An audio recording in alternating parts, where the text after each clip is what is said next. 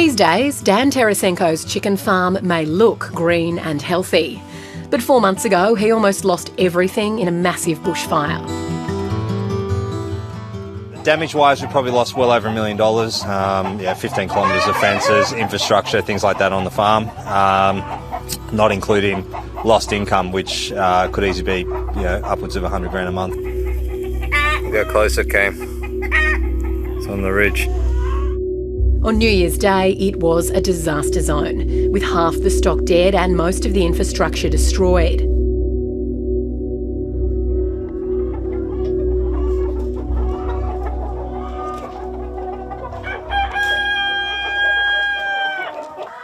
While the landscape may have healed, the Tarasenkos are still struggling.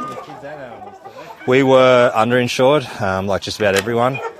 No one expects a fire like this on the back of the drought. So, feed prices, water, things like that, like everything's getting really tough. So, like a lot of farmers down here, we made some hard decisions about our insurance, just trying to keep the lights on. And, we didn't expect what happened to happen. Try and get on that.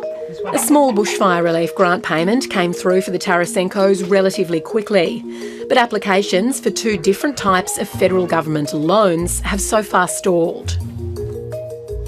For us, if we got this loan, we were able to get back on our feet. We could hire at least 10 people tomorrow, plus probably a fair few casual staff as well, right? So, this is an operation that could become a major employer down here.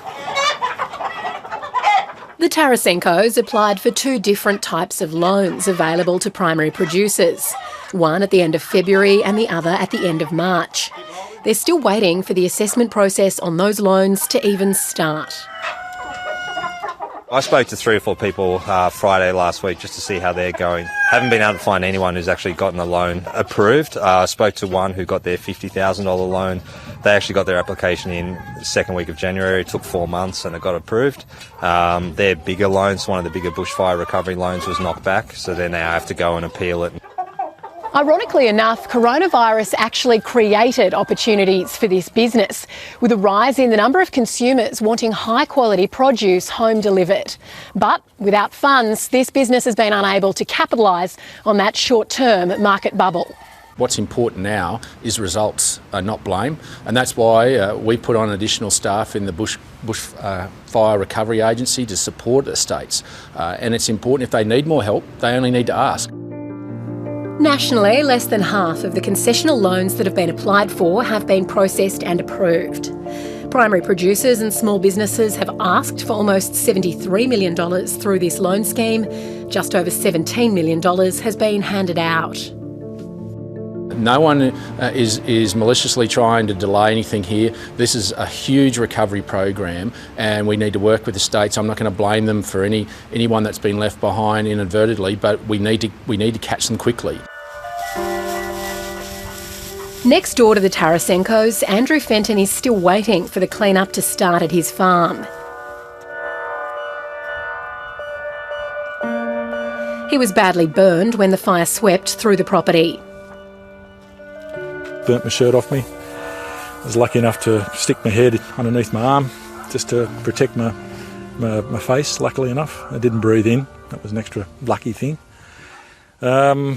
Drove myself to Bega Hospital, which was a bit of a feat, and then got airlifted up to Concord Burns Hospital. Andrew spent the last 8 years setting up this farm and building up a herd of cattle while also working as a plumber.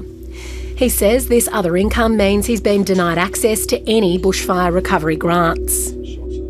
We sought 75 to get this place back to close to where it was. We've lost about 7 kilometres of fences. We've lost cattle yards. We've obviously lost stock. It was all did this through my accountant, so it was all, he had all the facts and figures, so we had everything right. We had that ABN beforehand, and we were coming bona fide, but it was just a bad situation. If the fire happened 12 months' time or 6 months' time, we would have had more trading figures. There'll be learnings out of this, and we've got to be mature enough to look at that post-recovery, but it's important that we collaborate and coordinate to get this sorted. These South Coast neighbours are hoping bureaucratic tangles can be smoothed out quickly so they can focus on rebuilding. I'm not an economist. I do argue with a few. look, 50 grand to me, that's 5 employees for 2 months. We could have recovered by now if actually a lot of this funds came through. And a lot of other farmers down here are like that. Like we could be looking back going, yeah, that fire sucked, but how good is what's in front of us right now? Instead, we're still fighting, and ironically, we're closer to the next fire season than the previous one. 6 months away, 5 months away, Australia's going to have to deal with this again. I think when there's cases like mine, they should probably ask a few more questions. I was never, talked to by anyone. It was all done through my accountant. They need to, put the personal side to it and find out what's happening on the personal side, and then apply that mentality rather than just going through with the figures. In my case.